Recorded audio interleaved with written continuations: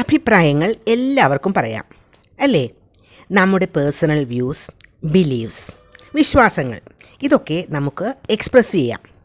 മലയാളത്തിലാണെങ്കിൽ നമ്മൾ പറയും, എൻ്റെ അഭിപ്രായത്തിൽ അവൻ വളരെ വിശ്വസ്തനാണ്, എൻ്റെ അഭിപ്രായത്തിൽ അവൻ അത്ര ശരിയല്ല, എൻ്റെ അഭിപ്രായത്തിൽ എന്നത് ഒന്ന് ഇംഗ്ലീഷിലാക്കാം നമുക്ക്.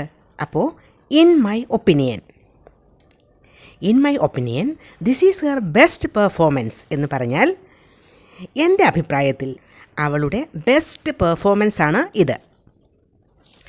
എൻ്റെ അഭിപ്രായത്തിൽ ഇതാണ് അവളുടെ best performance. This is her best performance in my opinion. അങ്ങനെയും പറയാം. ഇൻ മൈ ഒപ്പീനിയൻ എന്ന ഫ്രേസ് നമുക്ക് ഒരു സെൻറ്റൻസിൻ്റെ ബിഗിനിങ്ങിൽ തന്നെ വയ്ക്കണം എന്നുണ്ടെങ്കിൽ അങ്ങനെ ആകാം. അതല്ല, സെൻറ്റൻസിൻ്റെ എൻഡിൽ മതിയെങ്കിൽ അങ്ങനെ തന്നെ മതി. In my opinion you should consult a doctor. എൻ്റെ അഭിപ്രായത്തിൽ നിങ്ങൾ ഒരു ഡോക്ടറെ കാണണം. You should consult a doctor in my opinion എന്ന് പറഞ്ഞാലും മീനിങ് ഒന്ന് തന്നെയാണ്.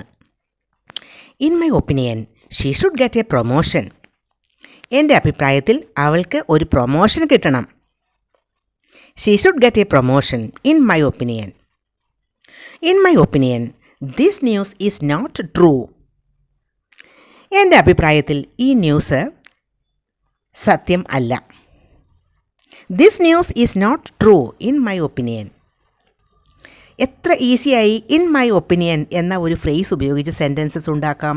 നമുക്ക് സംസാരിക്കുമ്പോൾ, വളരെ കാഷ്വലായിട്ട് സംസാരിക്കുമ്പോൾ ഇത് ഈസിയായിട്ട് ഉപയോഗിക്കുകയും ചെയ്യാം.